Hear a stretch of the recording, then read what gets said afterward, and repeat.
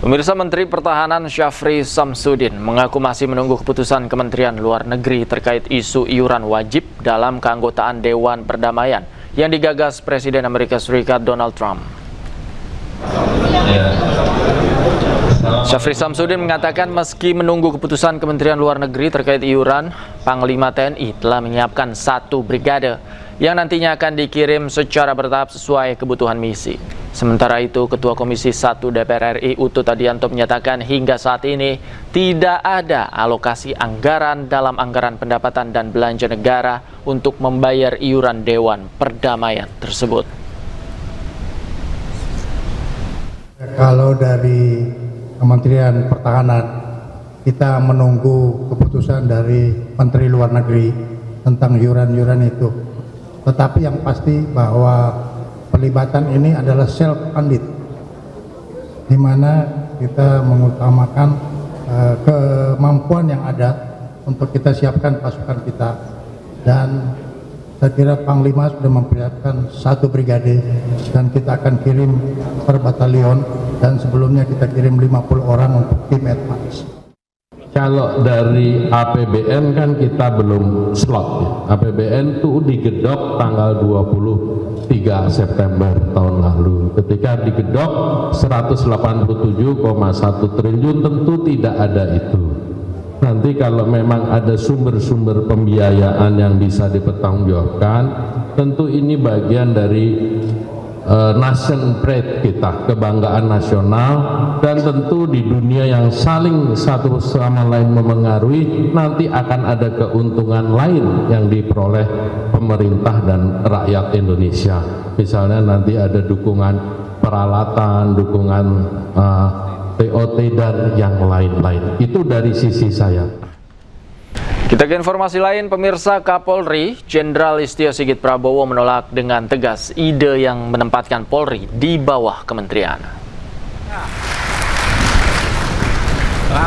Di akhir rapat kerja bersama Komisi 3 DPR RI, Jenderal Listio Sigit tegas menolak penempatan Polri di bawah kementerian karena dinilai akan melemahkan institusi Polri, bahkan Presiden. Kapolri awalnya berterima kasih kepada para fraksi DPR RI yang telah menyatakan dukungan agar Polri tetap di bawah Presiden dan keterlibatan DPR dalam fungsi pengawasan polisi yang tetap harus dijalankan. Listio Sigit juga menyebut penempatan Polri di bawah kementerian khusus akan menimbulkan potensi matahari kembar, hingga ia meminta jajarannya memperjuangkan posisi Polri tetap berada di bawah Presiden. Yang menyampaikan ke saya lewat mohon maaf Bapak-bapak dan Ibu-ibu sekalian, kami tentunya institusi Polri menolak kalau sampai ada usulan Polri berada di bawah kementerian khusus.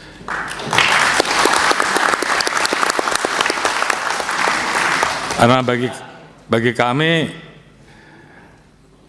posisi institusi Polri seperti saat ini adalah posisi yang sangat ideal. Kita bisa menjadi alat negara yang betul-betul memberikan pelayanan kepada masyarakat di bidang Harkamtibmas, di bidang hukum, di bidang pelindungan, pelayanan dan pelayanan. Di satu sisi kita betul-betul bisa berada langsung di bawah Bapak Presiden, sehingga pada saat Presiden membutuhkan kami, maka kami bisa bergerak tanpa harus ada kementerian-kementerian yang kemudian tidak mau, ini menimbulkan potensi matahari kembar menurut saya. Jadi kalau tadi saya harus memilih karena beberapa kali ada yang menyampaikan Kapolri sudah 5 tahun, kalau saya harus memilih, dan kemarin sudah saya sampaikan, bahkan ada beberapa orang yang menyampaikan ke saya lewat WA bahwa mau enggak Pak Kapolri jadi Menteri Kepolisian. Dalam hal ini saya tegaskan bahwa di hadapan Bapak-bapak dan Ibu-ibu sekalian dan seluruh jajaran bahwa saya menolak polisi di bawah kementerian.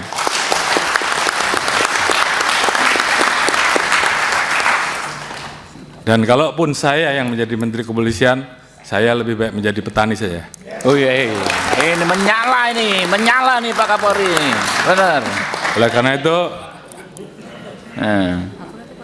Saya anggap meletakkan Polri di bawah kementerian sama saja melemahkan institusi Polri, melemahkan negara, dan melemahkan presiden.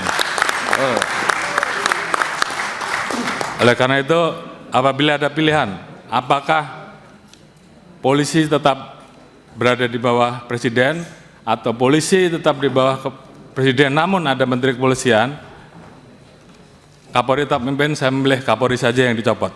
Saya kira itu sebagai bentuk sikap tegas. Dan saya minta seluruh jajaran laksanakan ini. Perjuangkan sampai titik darah penghabisan. Terima kasih.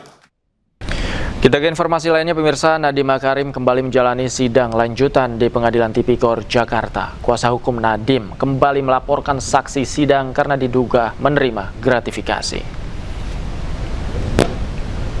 Baik, silakan kembali posisi. Sidang lanjutan mantan Mendikbudristek Nadiem Makarim kembali digelar. Sebanyak 7 orang saksi dihadirkan oleh jaksa penuntut umum dalam sidang lanjutan ini. Salah satunya adalah saksi dari pihak Google. Kubu Nadiem juga telah melaporkan saksi sidang kasus dugaan korupsi pengadaan laptop Chromebook itu ke KPK.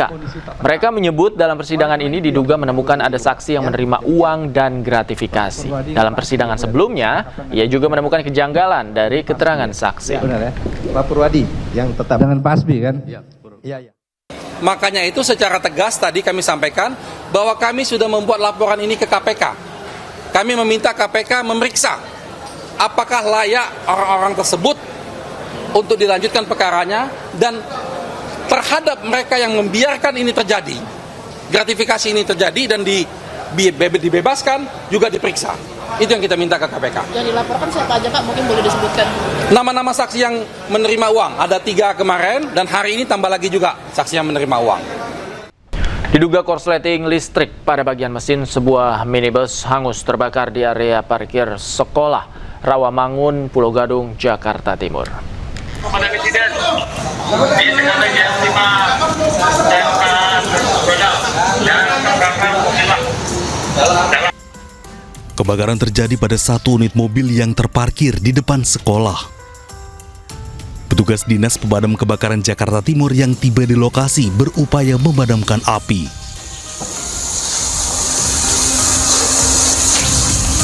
Api cepat membesar membakar seluruh bagian kendaraan tersebut.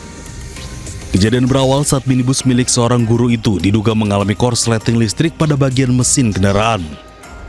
Api kemudian menyebar ke seluruh bagian mobil hingga ludes terbakar. Mobil adalah pemilik karyawan atau guru di sekolah ini juga, dan itu memang sudah kebetulan di rumahnya sudah ada mobil yang baru, sehingga mobil yang ini dititipkan. Kebetulan memang yang bersangkutan memang aktif di sini tiap hari, jadi seperti itu. Untuk penyebab pastinya tadi apa Pak? Dari pemeriksaan sementara? Kemungkinannya konsleting atau apa bahasanya kalau menimbulkan percikan, ya kebakaran sendiri untuk unit tersebut. Tak ada korban akibat kebakaran ini, namun kerugian ditaksir mencapai ratusan juta rupiah. Dari Jakarta, Rio Manik, iNews melaporkan.